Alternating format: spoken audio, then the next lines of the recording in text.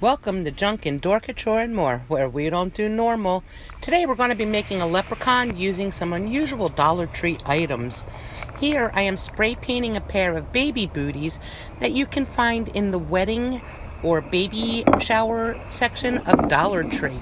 6 come to a pack, so you can get 3 different gnomes out of this, or pairs of shoes.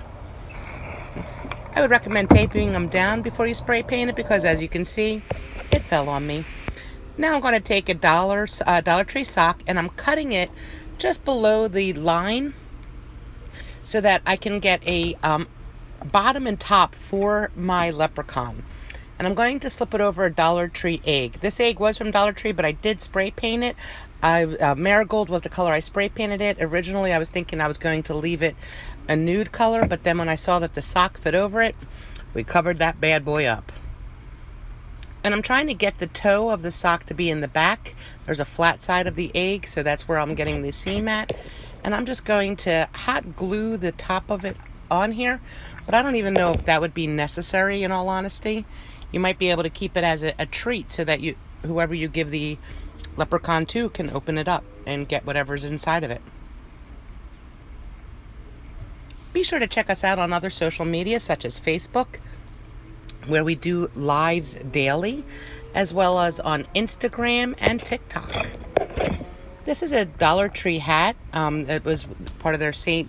Patty's Day decor, and I noticed that it does fit perfectly on top of one of their eggs, so that's where we're going to be putting it. I just was trying to measure to see where we need to put things. Here's the shoes that we spray painted earlier, and I'm lining it up. Now, I will tell you, I learned afterwards, you might want to glue the sock onto the egg, only because it does pull once you have everything stacked on there. I guess from the weight and the sock not being attached, it does pull. I had to go back and add hot glue later. And I'm just trying to give it a time to set up here. And if I balanced it correctly, I could get it to stand, but I ultimately did end up mounting it to a kid's block, a toy block, in order to stabilize it. And I also added a pot of gold, which is not in the video, but you'll see that in the finished pictures. I'm just loading it up with hot glue here. My thought process was to just try and fill it up as much as I could to hold, because there's not a large surface to actually adhere the shoe to the sock. So I was just holding it and waiting it for it to try to dry and set up a bit. But you can start to see him taking shape here, getting the ultimate look.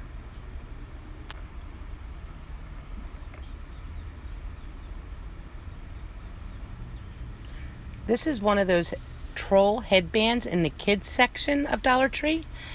And I already took it off of the headband part, but what I was doing here is separating it. It has a front and the back, but we can use it as the beard and the hair.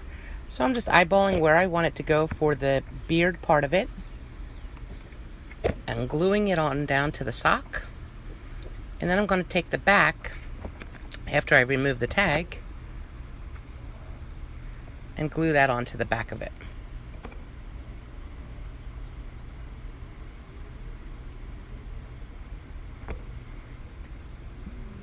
After I glued it, I did notice that it was a little longer in the back, so I did give it a haircut, and I really liked the effect it gave me, because then you could still see the material of the sock afterwards. And you'll see that here in a minute.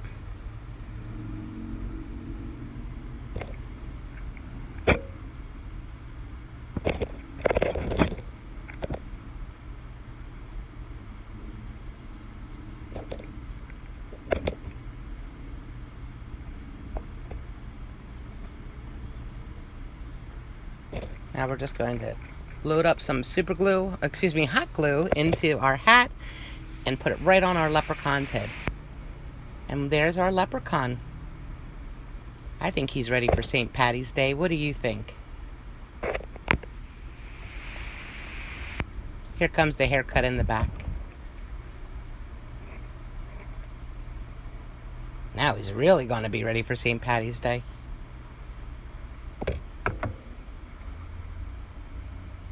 And you see what I mean, how you could see the clothes? And there he is, mounted with his pot of gold. I think he came out super adorable. If you like this video, please be sure to give me a thumbs up and subscribe.